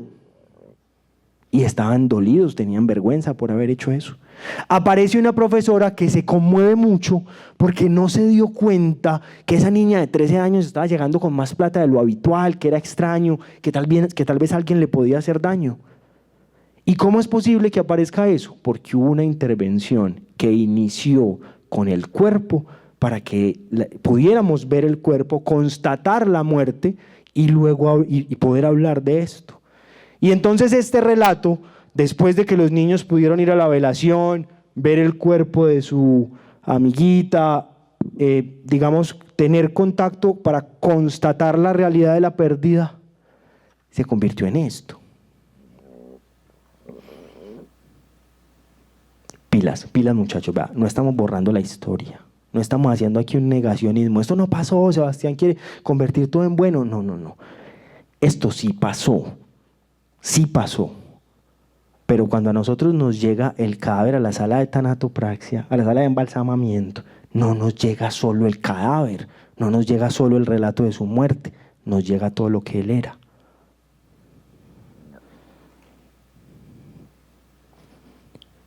Reconocer eso marca la diferencia entre un muy buen servicio técnico, muy bueno, y un servicio en excelencia.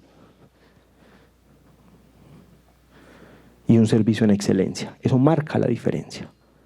Los niños efectivamente fueron a la sala de velación, después de haber hecho toda una preparación, se les explicaron las cosas de manera tolerable y progresiva, hubo un equipo de psicólogos acompañándolos y pudieron despedir a su amiguita.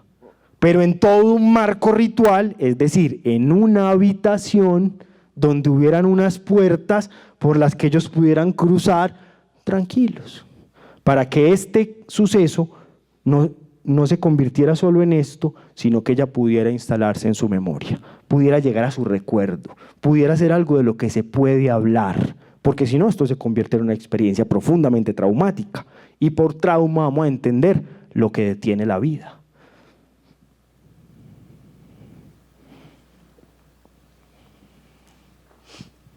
Desde que yo trabajo en esto, muchachos, va a mirar la hora que no me pase. Desde que yo trabajo en esto me pasa una cosa. ¿Usted en qué trabaja? No, en una funeraria. Uy. ¿A ustedes también les pasa?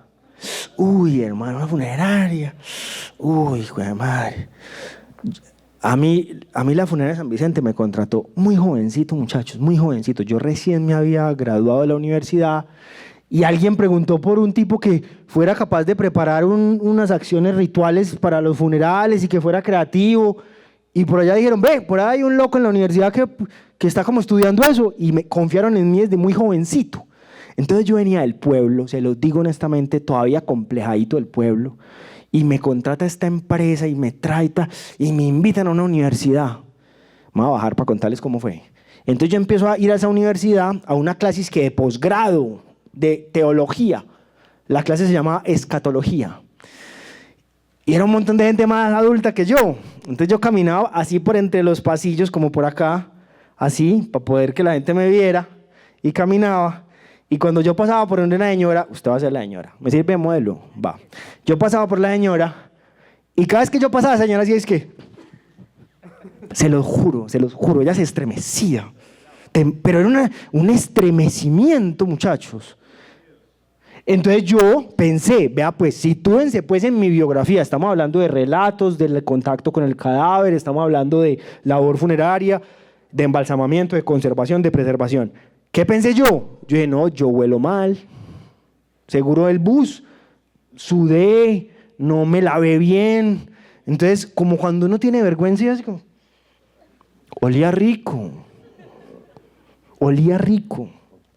Entonces pensé, no, seguro pisé algo que huele mal. Entonces, cuando la señora estaba de frente y yo de espalda, yo mira, no. Hombre, yo me había acabado de comer en el desayuno una arepita, unos huevitos. No, todo estaba bien. Entonces no me aguanté y le dije, señora, ¿qué le pasa? Cada vez que yo paso por su lado usted se estremece. ¿Qué le pasa? ¿Saben qué me contestó? Es que usted trabaja en San Vicente, usted trae la energía de los muertos. ¿Cuál es la energía de los muertos, muchachos? ¿Cuál es? Para mí la energía de los muertos es la biografía, el relato, el amor, el cariño, la vida. Las miles de historias que escuchamos a diario de personas que elaboran su proceso de duelo, que me dicen, vea, ella quedó tan mal después del accidente y yo no sé ustedes qué le hicieron, quedó tan bonita después. Mire, la muchacha me llamó y me dijo que si le podía echar labial, que si le podía pintar las uñitas. Uy, yo agradezco tanto eso que ustedes hicieron. Imagínense que ella tenía un problema con un ojito y ustedes lograron que no le quedara, que quedara tranquilita. Para mí esa es la energía de la muerte. No, para la señora es otra cosa. Entonces uno todo el tiempo se enfrenta a, ay, venga, no, es que tanto que hay para hacer y nos vamos a demorar es que 2 días en una velación. No, ya, rápido, que esto salga de una. ¿Para qué me voy a exponer a cosas que me duelen? Las velaciones no son sino chismes. Allá la gente no va a ir a tomar tinto y hablar del otro. A mí que me cremen y que me tiren al río. ¿Se han encontrado con eso o no? Y pilas, que en parte es responsabilidad nuestra. Nosotros somos los que estamos en este momento haciendo rituales funerarios. ¿Estamos o no estamos respondiendo a las necesidades del otro? ¿Las estamos comprendiendo o no? ¿Las estamos entendiendo o no? ¿Le estamos proponiendo desde los procesos tanatoprácticos y tanatoestéticos formas para que la persona considere el ritual como valioso? Son preguntas que hay que hacer, ¿no es cierto? Y que ahí en los stands, de hecho, algunos les presentan las respuestas. El ritual sí tiene funciones. Claro, lo que ustedes y yo hacemos tiene un sentido. Y yo les ofrezco esto para que cuando ustedes ingresen a su espacio de trabajo tengan esto en mente. Lo que ustedes hacen renueva la sensación de control y permite que la persona separe lo que podríamos llamar el alma del cuerpo. Es decir, que entienda que ese cuerpo está ahí, pero que hay una trascendencia. Llámelo como quiera, alma, espíritu. Su intervención, cuando ustedes permiten que se mantengan ciertos rasgos durante un tiempo, extienden ciertas expresiones identitarias, favorecen que la persona tenga tiempo para hacer eso, para separar. Te amo mucho, aquí está una parte tuya a la que yo amé también, pero de ti hay mucho más, hay otras cosas, no solo eso.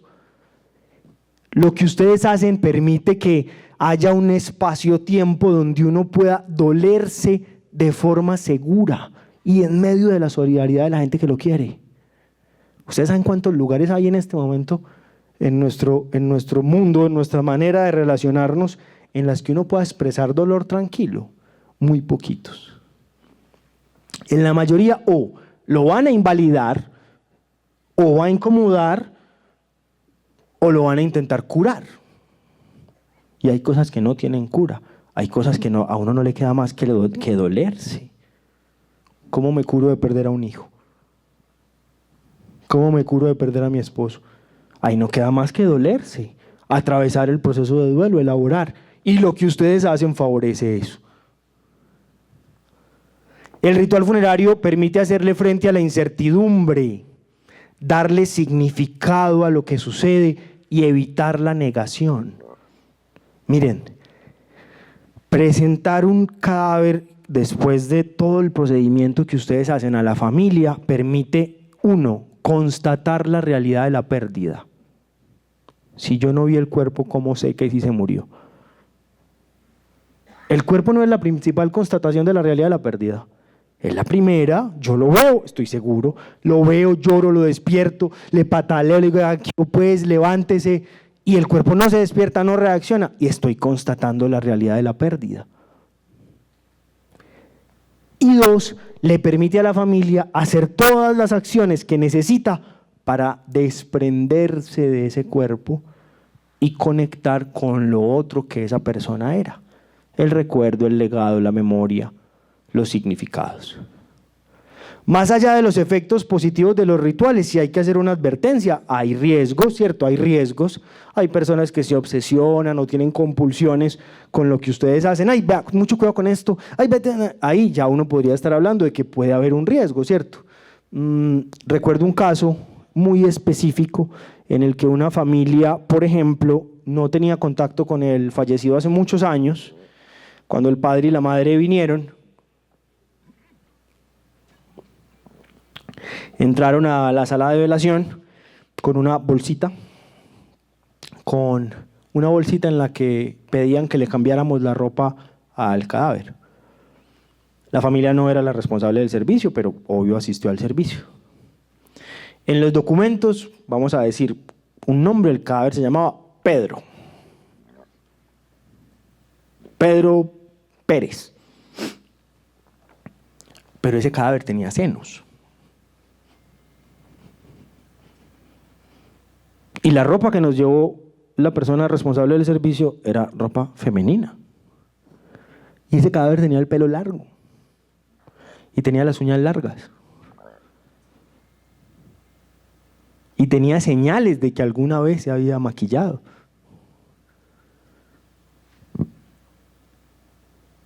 Esa insistencia y esa obsesión por ponerle la ropa de Pedro a quien ya no era Pedro, en un ritual puede ser dañina. El ritual no resuelve lo que no se ha resuelto en la vida. Todo lo contrario, lo representa. Entonces, si eso no se resolvió en vida, hay que resolverlo en ese caso. Pero puede ocurrir. El ritual no siempre es la panacea, que no, ya estamos ritualizando y se agotó ahí la experiencia. No, no, no. Pues el ritual funerario, no. Representa las cosas que no se han resuelto. En este caso, esta familia tenía un deseo muy insistente de cambiar la identidad de su ser querido a la identidad biológica, cuando el cadáver sugería otra cosa.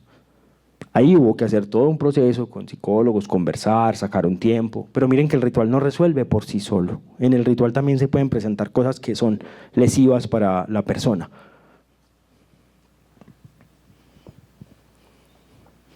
¿Para qué hacemos esto entonces? ¿Para qué nos venimos hasta aquí, hasta Pereira, a hablar de esto? ¿Para qué se levanta uno todos los días a hacer esto? Dime. Ve, siempre que me preguntan eso, yo te doy la respuesta que te da un psicólogo, ¿cierto? Probablemente si preguntas jurídicamente o si le preguntas a un director de servicios, te va a dar una respuesta desde un director de servicios o desde un abogado. En este caso, ¿qué pasó? Miren, la persona que hizo la labor de embalsamamiento llamó a un psicólogo de la organización. Dijo, vea, yo tengo una novedad.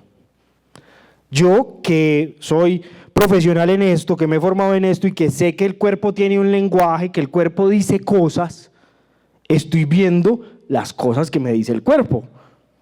Es más, el responsable del servicio también las ve porque trae ropa femenina, pero yo que tengo el cuerpo, el cadáver al frente mío, estoy viendo esas señales que son innegables. Acuérdense que hablamos de que el cuerpo cuando aparece la muerte se instala y trae lo innegable de la muerte, es decir, usted al cuerpo no le puede debatir.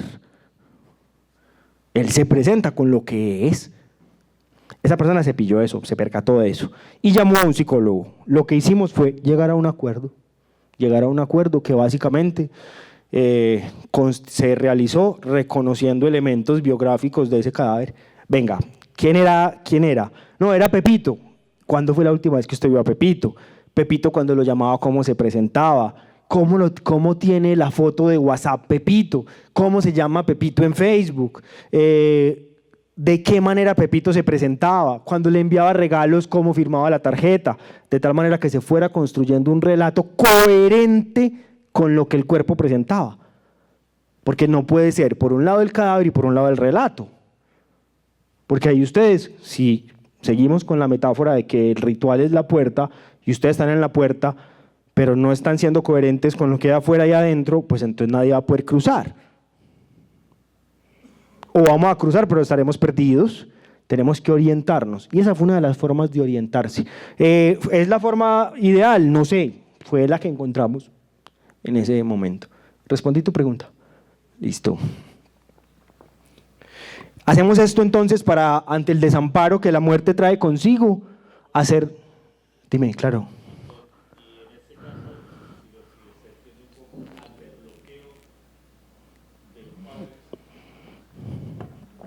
A mí nunca me ha pasado que en un acto ritual hayan inamovibles. Nunca. Cuéntame. ¿Micrófono o qué?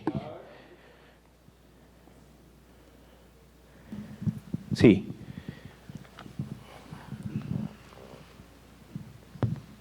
Buenas tardes ya. Con lo que estás exponiendo, sí, visualizamos el ejemplo y en el cadáver tenemos la identidad de la persona, pero tenemos ese bloqueo de la parte biológica. Voy más específico. Si presenta un caso donde el padre, madre, biológicos no llegaron a un punto de aceptar ¿sí?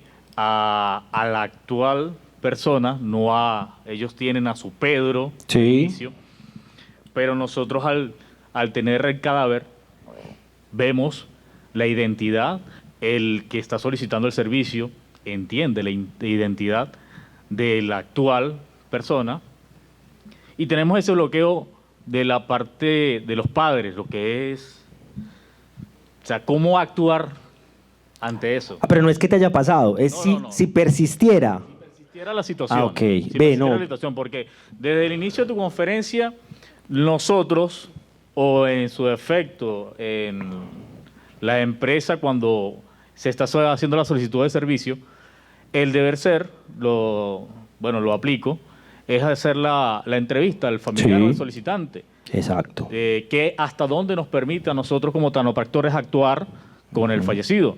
Si desean que se le corte el cabello, que estéticamente se le corte la barba, el bigote, si se pinta o no se pinta, porque hay que respetar todas las religiones, creencias, porque pues a mí me ha pasado en muchos casos que hago la entrevista y me dicen, no, por favor, nada de maquillaje, nada de pintura de uñas, ni labial, tal cual al natural, sé arreglar el cabellito por aquí, pero más nada no vas a cortar, como en el caso masculino, de que me exigen que por favor quite la barba, ¿sí? O la molde, indiferentemente. O sea, he visto, porque lo he visto, en colegas que actúan sin tomar en cuenta a los familiares en ese caso. Entonces, cuando tú haces la presentación, es donde lo que dijiste hace rato, ellos no van a decir que fue el preservador, el tanopractor, sino que es la funeraria. La funeraria. ¿Sí? ¿Y qué efectos crees tú que tiene hacer una intervención sobre un cadáver sin tener en cuenta todo el relato biográfico de la familia?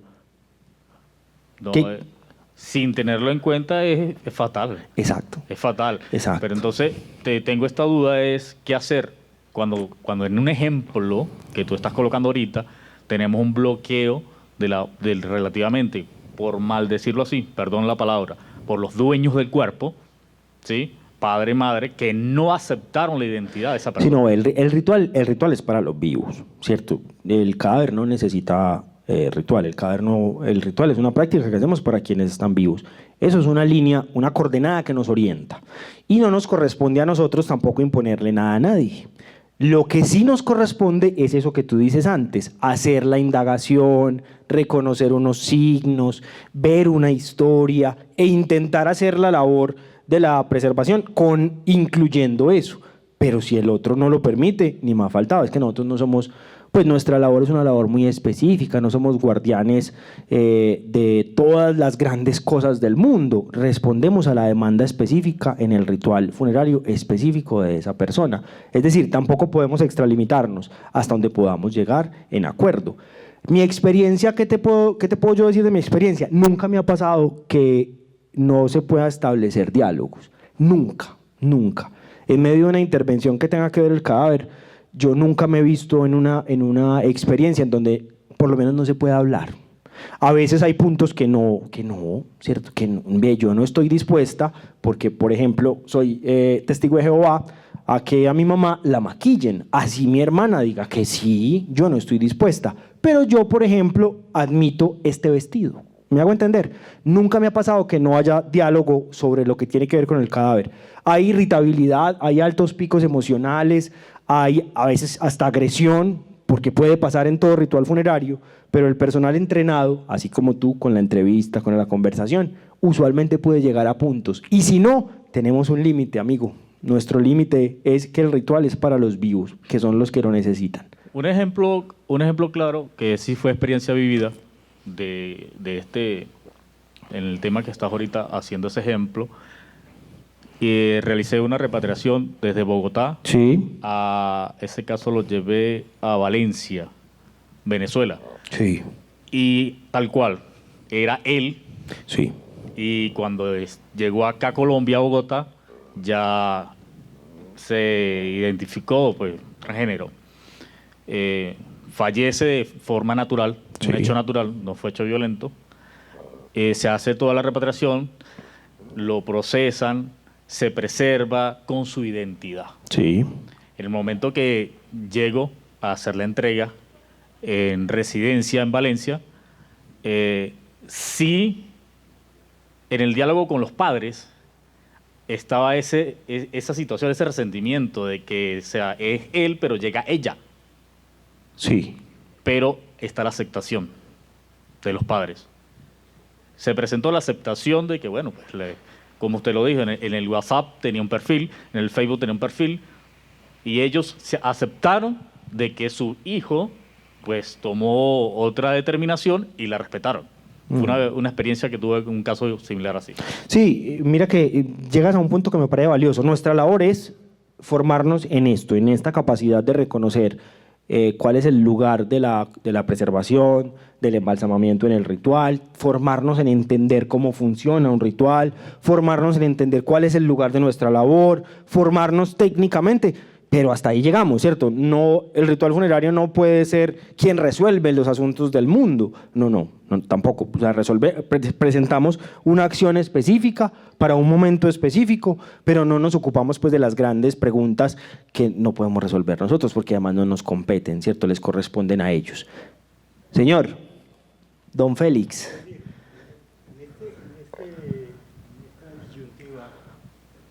Sebastián, ante un conflicto de ese tipo, ¿cómo resolver o cómo participar desde el punto de vista funerario para coadyuvar a concordar con las familias para llegar a un acuerdo? Que este caso entiendo que les ha llamado la atención, pero ahorita vamos a ver uno, por ejemplo, en donde los cuerpos están incinerados. Los 3 cuerpos están incinerados.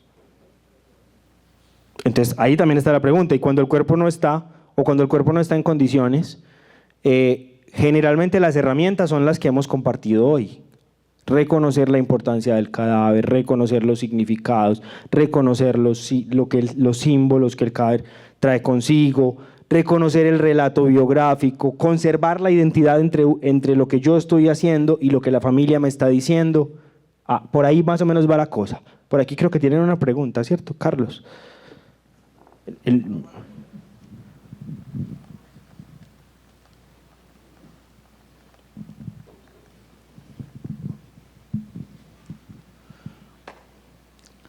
Bueno, meditando un poco en lo que estamos viendo acerca, por ejemplo, ahorita el relato de la niña, quiero relatar que cuando mi abuelo murió, también se preparó y yo recuerdo que estuve con Alejandro. Con él fue un poco difícil porque pues yo no pude estar allí como mirando, yo no podía decir, ay no, es que lo tengo que evitar, no, eso es un sentimiento que me recuerda cómo era. Yo estudiaba en el SENA, fui capacitado en eso y recuerdo cuando él me apoyaba. Entonces el acompañarlo me hizo sensibilizar, recuerdo todo ello, recuerdo cuando dormía y me hizo entender claramente, no era algo que se tenía que dejar allí, no, era como algo que me iba a ayudar a recordarlo para siempre. Entonces eso fue como un proceso que nos ayuda a nosotros a recordar a nuestra familia. Exacto.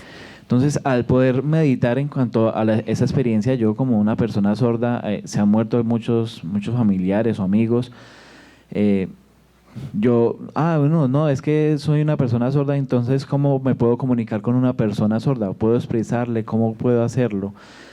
No, es un servicio, listo, yo lo voy a preparar. Es algo que no necesita técnica, no. Se necesita que debemos de meditar en la experiencia que ellos tienen, cómo eran mis amigos, conocerlos y el conocerlos a ellos, y cuando se mueren, pues yo soy el encargado de prestar ese servicio. Debo de tratar de reflejar esos sentimientos también allí, cuando lo hago, cuando lo preparo bien.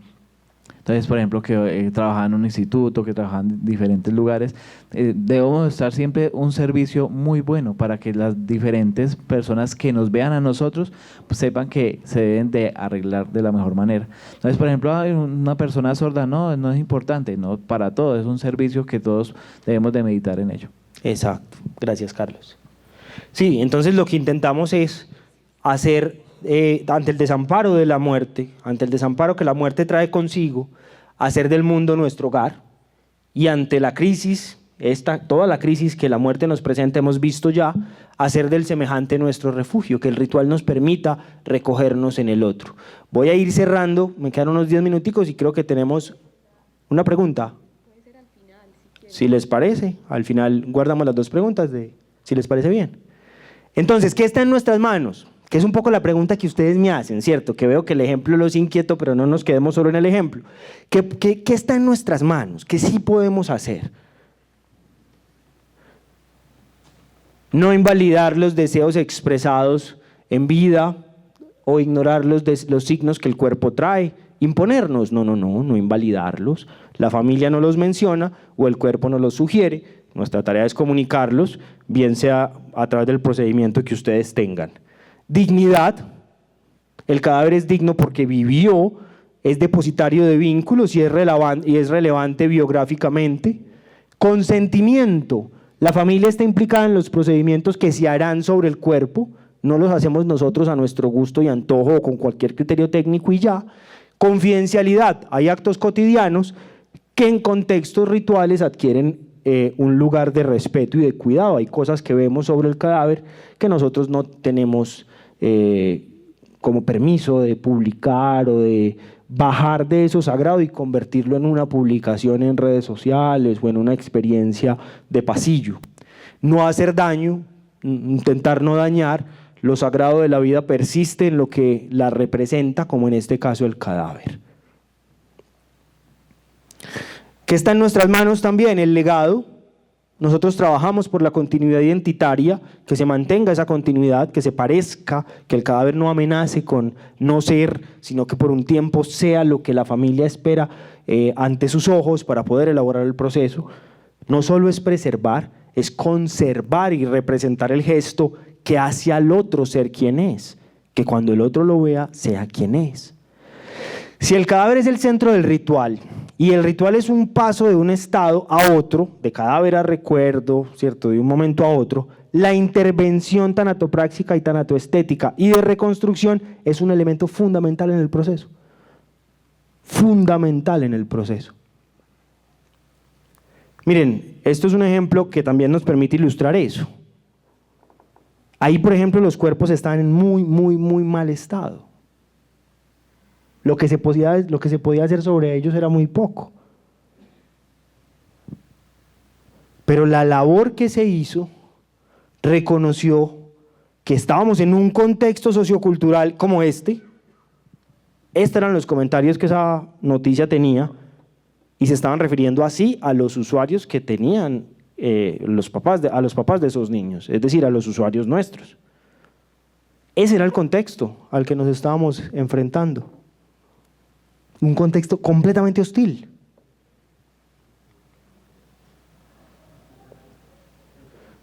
Casi de un motín. O sea, de mucho enojo con estos papás. Dale play al video, porfa. Al lado de los féretros de Didier, Salome y Jimena, reposan en una funeraria del centro de Medellín, acompañados de sus familiares, vecinos y amigos. Mientras el dolor y la tristeza se pasean por la sala, Tatiana, la madre de los pequeños, reitera que no los abandonó y encerró antes del incendio en Villatina. Eso nadie puede decir que a mí me dieron borracha, porque es mentira. Yo lo único que hago es luchar diario por mis hijos. Hoy lo recuerda con amor y espera al lado de su esposo reconstruir sus vidas y empezar de nuevo. Yo no soy ninguna mala madre. No me daba mucho por mis hijos. Ella insiste que estaba comprando el desayuno para el día siguiente, que la tragedia ocurrió en pocos minutos y que no alcanzó a reaccionar cuando las llamas empezaron. Yo no pensé que iba a pasar eso. La alcaldía de Medellín acompaña a las 19 familias damnificadas y a los padres de los niños con apoyo psicosocial. Los menores serán enterrados a las 5 de la tarde en el cementerio San Pedro. Ante el horror de ese suceso, ¿puedes pasar la diapositiva, porfa? Ante el horror de ese suceso, la labor funeraria y el ritual funerario fue fundamental. Acuérdense de lo que hablamos, hacer de eso una experiencia con la cual el usuario pueda contactarse. Ya sabemos que en principio es una noticia que llega de afuera, que es difícil y que uno no puede admitir, y a través del ritual funerario la podemos convertir en algo que sea digno de ser recordado. Va a ser doloroso, claro, no estamos negando el suceso, estamos influyendo en la forma en la que la persona se va a posicionar ante eso. Esta fue la foto de la mamá durante un par de meses en su perfil de WhatsApp, después seguramente ya la cambió, yo no hice más seguimiento, pero miren cómo la intervención tiene una función, no aparece de la nada, está enmarcada en todo esto que hemos hablado. Algunas habilidades a potenciar para estos casos polémicos que mencionábamos ahorita: reconocer los valores y tradiciones, explicar con claridad y las veces que sea necesario al usuario los procedimientos que necesite comprender y que quiera saber. Tenga autocuidado, pilas. Acuérdense que el cadáver no es un objeto neutral. Entonces va a traer contenido emocional. Usted se va a cansar, se va a afectar, se va a enojar, usted va a sentir cosas. Cuídese, tenga actividades de autocuidado para evitar que esto acabe con su vida, con su carrera y que usted termine con un burnout. Esté próximo y presente a su labor. La labor funeraria, la labor que ustedes realizan exige prestar múltiple atención a múltiples tareas. Entonces hay que estar aquí y ahora para evitar riesgos. Tenga una actitud de aprendiz. Esté atento al otro, atento a lo que el otro le dice, a los significados, a las cosas que el otro comparte. ¿Qué está en nuestras manos? Hacer de la noticia, de eso que el usuario considera una noticia profundamente dolorosa, un tolerable relato interior. Que pueda tener ese relato en sí, que pueda vivir con eso, por difícil que ha sido, pero que pueda seguir viviendo. Eso que ustedes hacen permite que esas personas sobre las que ustedes intervienen, esos procedimientos, esas técnicas, que en principio se ve como una labor cotidiana y que hoy hemos descubierto que tiene que ver con las cosas del orden de lo sagrado, lo profundo, lo ritualístico en la vida, hacen que esos cadáveres que luego se ponen en la velación o que van al destino final puedan decirle a sus cercanos: a mí me gustaría que lo que yo soy no sea solo por hoy, sino también mañana, en un año o en 10. Pero no volver a ser, no, sino que yo siga siendo en ustedes, en su recuerdo, por ejemplo. Y entonces, solo entonces, yo podré decir: juro que no morí. Les agradezco muchísimo su atención durante esta hora y media. Yo voy a estar atento a sus preguntas.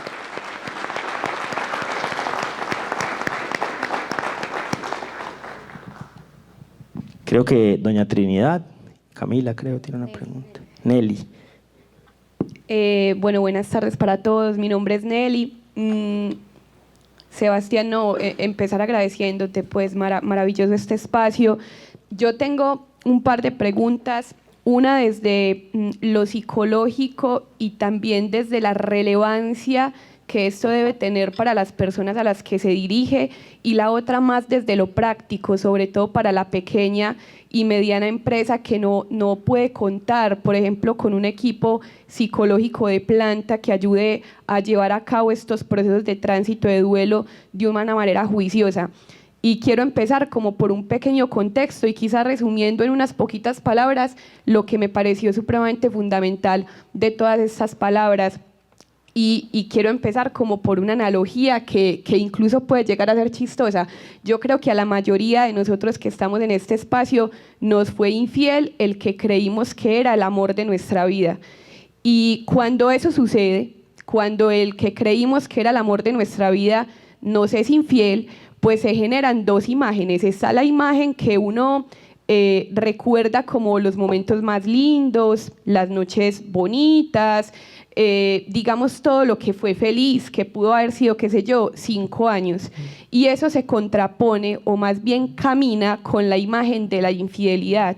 Entonces uno es, ay, parce, en esa noche como pasamos de bueno, pero en Antioquia se dice, esta hijo de puta me puso los cachos. Y esa imagen pesa más que la imagen de los 5 años de momentos bien vividos. ¿Y yo por qué pongo este ejemplo? Porque esa infidelidad y ese momento que pudo resumirse en una noche, en una semana, en un mes, hace que yo tenga que pasar por un desarraigo obligatorio. Hay alguien que a la fuerza me arrebata, entonces eso me pone en una palabra y cobra fuerza una palabra que es el desconocer. Entonces uno le dice al otro, a la pareja, parce, te desconozco. ¿Y por qué digo todo eso? Porque yo siento que ese es un símil que puede funcionar mucho con el tema de la muerte y con el tema del ritual funerario.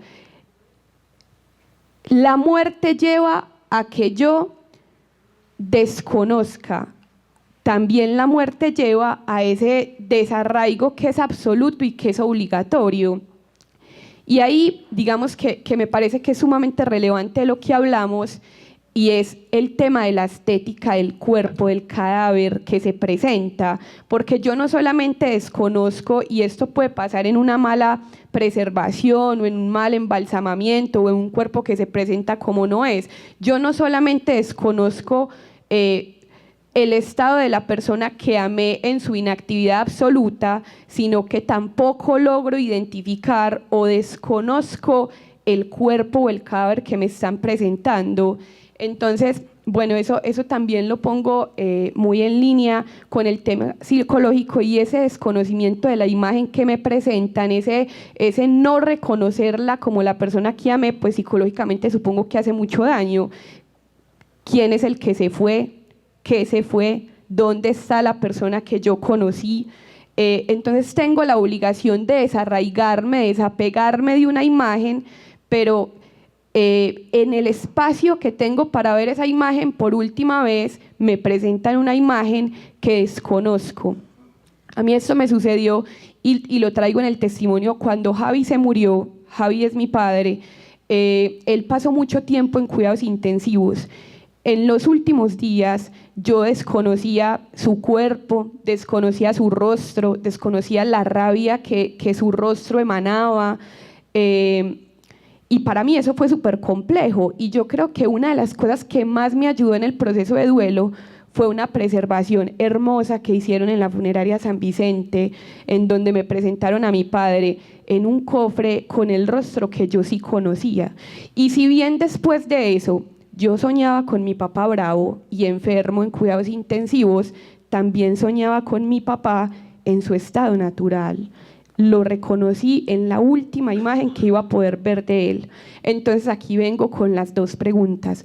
Uno, porque me parece supremamente importante que los embalsamadores se convenzan de la labor que tienen dentro del ritual funerario. Lo conversaba hace poco con un embalsamador y él me decía: yo siento que tengo una labor fundamental, pero no es la forma en la que la empresa me hace sentir. Entonces me parece muy importante que esto quede muy claro, y aquí la pregunta: ¿qué tan difícil es desde el punto de vista psicológico aquietar la mente de alguien que vio morir a su ser amado y que la sensación de verlo por última vez es la de te desconozco, no sé qué estoy mirando? Y esto lo hago por eso, desde la relevancia. Y la segunda pregunta es, teniendo en cuenta eso que decía al principio, que muchas empresas por nuestro tamaño no contamos o no cuentan con un comité psicológico que permita tener una acción inmediata de cara al cuidado del otro en esos procesos de duelo, ¿qué pasa y qué es lo psicológicamente más correcto cuando el cuerpo definitivamente o el cadáver no puede verse y verlo implicaría ese daño? Lo más práctico es que no se vea, o lo más práctico no, lo psicológicamente más correcto es que no se vea, aún entendiendo que eso puede generar otro efecto psicológico desde la afrontación de la muerte y desde el reconocimiento de que es algo que está sucediendo, o que se vea bajo cualquier circunstancia. Mira, lo primero creo que lo contestaste ya tú muy bien cuando hablabas, y es el efecto que tiene una adecuada labor tanatopráctica en un proceso de duelo, ¿cierto? Hay cuerpos que tras el proceso de enfermedad entran en unos estados en que la familia efectivamente no coincide la identidad de cómo siente, recuerda o piensa a su ser querido y el cadáver que lo representa. Ahí la intervención es fundamental. Entonces yo creo que la respuesta sería eso. Es muy importante que en esta labor se reconozca esa función en la memoria. O sea, que lo que el embalsamador hace tiene impacto en la memoria de la persona y en la elaboración del proceso de duelo.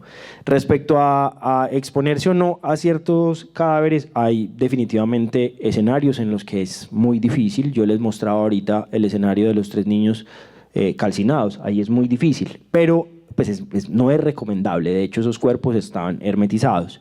Pero recuerden que hoy hablábamos de las muchas cosas que es un cadáver, que no es solo el cadáver en sí. Entonces, cuando el cadáver no está, vamos a las representaciones. En la imagen ustedes vieron, por ejemplo, unos peluches. porque necesitábamos sustituir el tacto. Una mamá va a querer tocar a sus hijos. Entonces sustituimos el tacto con un peluche. ¿Vieron unas fotos al lado de los féretros? Una mamá va a querer ver a sus hijos. El ritual tiene, entre muchas funciones, la función de constatar la pérdida a través de los sentidos. Entonces necesitábamos que los viera, pusimos fotos. También necesitábamos poner un límite a la prensa, pero una cinta amarilla con cuidado se vería horrible. Entonces pusimos unos globos que marcaban una distancia. Necesitábamos una idea de trascendencia o abrir esa puerta, es decir, que la gente sintiera que estábamos coayudando a esta idea del trascender, del moverse, del estar aquí o allá, de dejar de ser un abyecto para ser un recuerdo, y usamos un criterio común, unas alitas de ángel que las pegamos al final del féretro, porque asumíamos que eso iba a permitir simbolizar una experiencia muy difícil de simbolizar. Si uno se pone purista, pues dirá, uy, pero ¿cómo así que unas alitas? Sí, en ese caso funcionaron, después ya vino la terapia y otra cosa. Entonces mira que para responderte un poco la segunda pregunta, con esto que acabo de decir, para eso no es necesario ser psicólogo, es necesario ser sensible y tener un entrenamiento básico en prestación de servicios funerarios. Y por eso, en ese sentido, por ejemplo, Remanso es fundamental, porque les permite tener eso. Muchas de las acciones que nosotros vemos o que a mí me cuentan o en las que me piden opinión o ayuda, no las hacen psicólogos, las hacen funerarios, directores de servicios, embalsamadores, preocupados por un servicio, que se implicaron y que dijeron, hombre, aquí hay que hacer alguna cosita más, yo voy a hacer esto, y lo hacen en el marco de los aprendizajes que, por ejemplo, la corporación les ha ofrecido. Creo que con eso respondo a tu pregunta, si no, estoy disponible por ahí. Gracias. Hola, prende el micrófono, eso. Sebas, bueno, ¿qué más? Agradecerte, y no me cansaré porque tú nos has estructurado. En lo personal, a mí me has sembrado unas bases sólidas, respetuosas, muy bonitas, que a su vez yo he ido pues compartiendo con nuestro equipo. De hecho, hoy, por ejemplo, no solamente nos acompañan 3 tanatólogos, sino nuestro psicólogo, sí, nuestra niña de desarrollo humano, porque la idea es que esto sea una cultura organizacional. La idea es que nosotros como funerario tengamos un tejido muy claro y podamos ir, ¿cierto?, amarrando, hilando en la sociedad toda esta cultura funeraria. Entonces, agradecerte lo primero. Lo segundo es que hay otra cara del ritual que yo he visto y voy a compartir con un hecho que es de un joven que se iba a graduar ya de abogado, y este joven muere. Sí. Muere, el ritual, el servicio lo prestamos nosotros y era un líder. Es muy lindo porque dentro del ritual el papá se encuentra en la cárcel y el papá, le hacemos una grabación y el papá le dice, hijo, perdón porque en mi ignorancia no te acepté durante muchos años. Doy gracias a Dios porque pude compartir estos últimos años contigo. Esos son frases, o sea, aparte. Entonces, cuando yo estoy en un ritual de estos, yo considero que es sanador para la familia, para la sociedad y para nosotros. Es que aquí va en doble vía. Yo también estoy aprendiendo, yo también estoy sanando. Un señor se para, porque nosotros hacemos unos conversatorios, y un señor se para y dice, Cristian me enseñó, le dice a la familia, a aceptar a mi hermano gay. Yo no lo aceptaba y Cristian me enseñó. Hablándome, me llevó a tener una relación con mi hermano. Entonces, un buen ritual, y así uno se equivoque, diría yo, cuando está en el aprendizaje, para decirle a Nelly, así uno cometa pequeños errores, yo creo que es más el bien que estamos haciendo.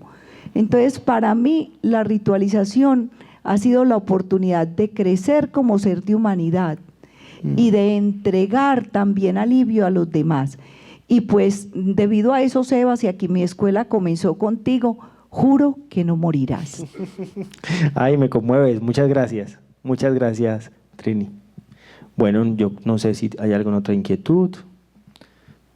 Listo, les agradezco muchísimo su atención. Muchas gracias.